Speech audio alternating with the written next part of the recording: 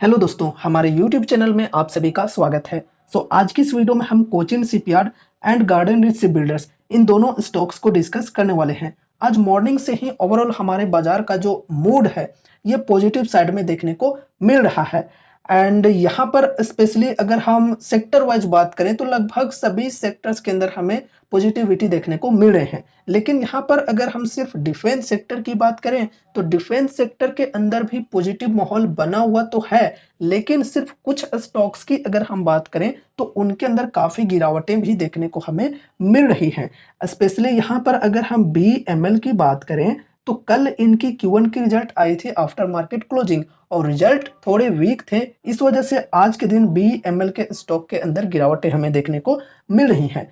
अब यहाँ पर इन स्टॉक्स की बात करते हैं तो देखो इनके रिजल्ट्स वगैरह तो अभी आए नहीं हैं, लेकिन फिर भी यहाँ पर क्यों गिरावटें हमें देखने को मिल रही हैं, जबकि इन्हीं के पीयर्स की बात करें तो मज़गांव डॉक है। मज़गांव डॉक के अंदर हमें बढ़िया तेजी देखने को मिल रही है, लगभग 1-1.5% की तेजी देखने को मिल रही है। तो ऐसा क्या है भाई कि उस स्टॉक के अंदर तेजी बना हुआ है लेकिन इनके अंदर गिरावट हमें देखने को मिल रही है। अभी जब मैं वीडियो बना रहा हूँ तब यहाँ पर तेजी बना हुआ है, लेकिन हो सकता है कि मार्केट क्लोज होते होते यहाँ पर भी गिरावटें ओवरऑल हमें देखने को मिलने लगे। एंड ओवरऑल अगर मार्केट क्लोज होते होते बाजार के अंदर ही गिरावट बन जाती है तो और भी स्टॉक्स के अंदर हमें गिरावटें देखने को मिल सकती है। ठीक है, तो अभी यहाँ पर हम गिरावट की बात करें तो लगभग 5-5% से इन दोनों स्टॉक्स के अंदर हमें गिरावटें देखने को मिल रही है। तो गिरावट के पीछे रीजंस क्या हैं ये फर्स्ट ऑफ ऑल हम लोग समझेंगे एंड उसके बाद ऐसी सिचुएशन में हम क्या कर सकते हैं अपनी ओर से ये भी डिस्कस करेंगे। चलो शुरू करते हैं वीडियो को। फर्स्ट ऑफ ऑल देखो इन दोनों स्टॉक्स के वैल्यूएशन की यहाँ पर अगर बात की जाए तो वैल्यूएशन काफ़ी हाई है अभी। अगर आप इनकी पीजी रेशियो देखोगे तो काफ़ी हाई देखने को मिलेगा। तो वैल्यूएशन काफ़ी हाई है, तो वैल्यूएशन को करेक्ट करने के लिए कभी ना कभी स्टॉक को नीचे तो आना ही होगा किसी न किसी बहाने के माध्यम से। अब देखो यहाँ पर बहाना क्या है वो डिस्कस करते हैं। मार्केट में एक न्यूज चल रही है जो बांग्लादेश में तख्ता पलट हुआ है उसकी न्यूज, एंड उसके वजह से इन स्टॉक्स के अंदर गिरावटें बनी हुई हैं। ठीक है, चलो डिटेल्स में हम समझते हैं। बांग्लादेश में तख्ता पलट जो हुआ है, पीएम की जो रेजिग्नेशन हुई है उसके माध्यम से बाजार में ऐसा नेगेटिव माहौल बना हुआ है इन स्टॉक्स को लेकर, इन दोनों स्टॉक्स को लेकर।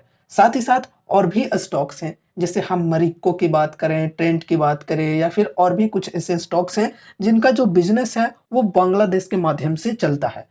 ठीक है, अब देखो वहां पर सिचुएशन काफी ज्यादा खराब हो चुकी है, तख्ता पलट हो गया, वहां तोड़ फोड़ काफी खराब स्थिति बन गई है। ऐसे में उनके बिजनेस के ऊपर काफी बड़ा इम्पैक्ट पड़ सकता है। अब यहाँ पर इन कंपनीज की बात करें तो इनको ऑर्डर्स मिले हुए थे बांग्लादेश के माध्यम से। स्पेशली यहाँ पर अगर हम गार्डन रिच बिल्डर्स की बात करें तो हाल फिलहाल ही हमने डिस्कस भी किया था कि गार्डन रिच बिल्डर्स को रिसेंटली ऑर्डर्स मिले हुए हैं $21 मिलियन के। ठीक है, रिसेंटली, और इससे भी पहले यहाँ पर और भी ऑर्डर्स मिले हुए थे तो वो भी हमने डिस्कस किया हुआ था। तो ऑर्डर्स काफ़ी अच्छे खासे अमाउंट्स के मिले हुए थे बांग्लादेश गवर्नमेंट के माध्यम से इस कंपनी को। एंड यहाँ पर अब ऐसी न्यूज आ रही है कि गवर्नमेंट ही अब नहीं रही है, गवर्नमेंट ने रेजिग्नेशन दे दिया है, इस्तीफा दे दिया है और वहाँ फिलहाल सिचुएशन काफ़ी ज़्यादा ख़राब है। तो अब इनके जो ऑर्डर्स हैं वो पता नहीं कंप्लीट अप हो पाएंगे भी या नहीं। तो भाई सबसे पहले इस चीज़ को समझो कि क्या अगर ये जो ऑर्डर है ये कैंसिल भी हो जाता है तो क्या ये जो कंपनी है ये डूब जाएगी? सिर्फ इसी ऑर्डर के भरोसे ये कंपनी चल रहे थे? बिल्कुल नहीं, ऐसी बात नहीं है। हालांकि जो ऑर्डर्स की वैल्यू वो ठीक ठाक है, लेकिन ऐसा भी नहीं है कि सिर्फ यही कंट्री के ऊपर ये जो कंपनीज हैं ये डिपेंडेंट है। बिल्कुल नहीं, ऐसा बात नहीं है, ये चीज़ समझा करो। सिर्फ एक ऑर्डर के ऊपर ये डिपेंडेंट नहीं है। ऑर्डर्स अगर ना भी मिले तो भी चलो कोई दिक्कत वाली बात नहीं है। ठीक है, अब देखो बांग्लादेश में फिर से नई गवर्नमेंट आएगी तो हो सके तो ऑर्डर को वो कंटिन्यू रखे तो फिर बढ़िया रहेगा। अगर कंटिन्यू ना भी रखे तो भी चलो कोई दिक्कत वाली बात नहीं है। ठीक है, तो उतने ज़्यादा टेंशन लेने की ज़रूरतें नहीं है। फिलहाल यही न्यूज़ चल रही है बांग्लादेश को लेकर, जिसकी वजह से इन स्टॉक्स के अंदर सेलिंग चल रहे हैं। रिटेल इन्वेस्टर्स थोड़े से पैनिक हो गए हैं बांग्लादेश वाली सिचुएशन को देखकर, इस वजह से यहाँ पर सेलिंग चल रहे हैं इन स्टॉक्स के अंदर। ठीक है, अब देखो यहाँ पर हम बात करते हैं कि फिलहाल हम क्या कर सकते हैं इन स्टॉक्स के अंदर। तो देखो फर्स्ट ऑफ ऑल यहाँ पर अगर हम कोचिन शिपयार्ड की बात करें तो अगर आपको ये कंपनी पसंद है, फंडामेंटली स्ट्रॉन्ग कंपनी तो है, लेकिन थोड़ी-सी यहाँ पर फ्लक्चुएशन देखने को मिल जाते हैं इनकी सेल्स एंड प्रॉफिट्स के अंदर। इस वजह से मुझे पर्सनली अभी तो ये कंपनी ठीक नहीं लगती है। इसके कंपैरिजन में मुझे मज़गांव डॉक ज़्यादा बेटर लगता है, ठीक है? अब यहाँ पर अगर हम बात करें तो अभी डिस्काउंट ठीक-ठाक मिल रही है 52 वीक हाई के लेवल से लगभग 23% का। तो फ्रेश बाइंग के लिए फर्स्ट एसआईपी के लिए डिस्काउंट तो बढ़िया है, लेकिन हमें सपोर्ट के लेवल के साथ बाइंग करना चाहिए। सपोर्ट के लेवल पर बाइंग करना ज़्यादा बेटर हो सकता है, जो कि सपोर्ट यहाँ पर है 2245 की एंड अभी ये जो शेयर है ये ट्रेड कर रहा है 2290 के प्राइस पर। तो यहाँ पर भी अगर बाइंग किया जाए सपोर्ट के लेवल पर तो और ज़्यादा बेटर हो सकता है, फर्स्ट एसआईपी किया जाए तो। अगर इस प्राइस जो कि करंट प्राइस है यहाँ पर भी अगर आपने आज बाइंग किया है या करने वाले हो तो फिर कोई दिक्कत वाली बात वैसी नहीं है, डिस्काउंट भी ओवरऑल ठीक है, लेकिन बल्क में बाइंग के लिए बिल्कुल भी नहीं। एंड एक चीज़ और कि लोग यहाँ पर हाई के लेवल्स पर बाइंग करके फंसे हुए हैं, वो क्या कर सकते हैं? तो देखो भाई, अगर आपका लॉन्ग टर्म का विजन है और अगर आपको कंपनी के ग्रोथ के ऊपर भरोसा है, फंडामेंटल्स, फाइनेंशियल्स के ऊपर भरोसा है, तो फिर आप होल्ड करके बैठ सकते हो। अगर आप वेट करना चाहते हो 3 साल, 5 साल अगर आप होल्ड करना चाहते हो तो। लेकिन अगर आपका विजन है शॉर्ट टर्म का, अगर आपको अब कंपनी के ऊपर भरोसा ही नहीं है, तो फिर आप सेल करके निकल सकते हो, ठीक है? मैं आपको कोई भी बाय या सेल की कॉल टिप या रिकमेंडेशंस बिल्कुल भी नहीं देने वाला हूँ, ये ध्यान में रखना। ये कोई भी रिकमेंडेशंस या एडवाइस वगैरह नहीं है कि यहाँ पर आप बाइंग करो या फिर सेलिंग करो। जो भी चीज़ें हम डिस्कस कर रहे हैं वो सिर्फ़ और सिर्फ़ एजुकेशनल पर्पज़ से कर रहे हैं। तो इस वीडियो को देखने के बाद आगे आपको अपनी खुद की भी स्टडी करनी है, खुद की भी एनालिसिस करनी है एंड उसके बाद ही कोई इन्वेस्टमेंट से रिलेटेड डिसीजंस लेनी है, ठीक है? एंड आप चाहो तो अपने फाइनेंशियल एडवाइज़र से भी कंसल्ट कर सकते हो अगर आपके फाइनेंशियल एडवाइज़र्स हैं तो। अब दोस्तों देखो, यहाँ पर अगर गिरावटें कंटिन्यू रहती हैं नेक्स्ट डे भी, तो इस सपोर्ट को प्राइस टच कर सकती है जो कि है 2245 की। एंड देखो यहाँ पर 2245 से लेकर 2200 तक का जो लेवल है ये सपोर्ट का लेवल है पूरा पूरा। तो यहाँ पर अगर आप लोग बाइंग करते हो तो ओवरऑल बढ़िया यहाँ पर लेवल होगा और डिस्काउंट की जो परसेंटेज है ये भी बढ़िया होगी। अभी अगर हम करेंट प्राइस के हिसाब से भी देखें तो चलो डिस्काउंट की जो परसेंटेज है ये भी ओवरऑल चलो ठीक है, कोई दिक्कत वाली बात वैसी नहीं है। अगर यहाँ पर हम नेक्स्ट स्टॉक की बात करें जो कि है garden reach ship builders and engineers limited, यहाँ पर कैसा सिचुएशन है फिलहाल?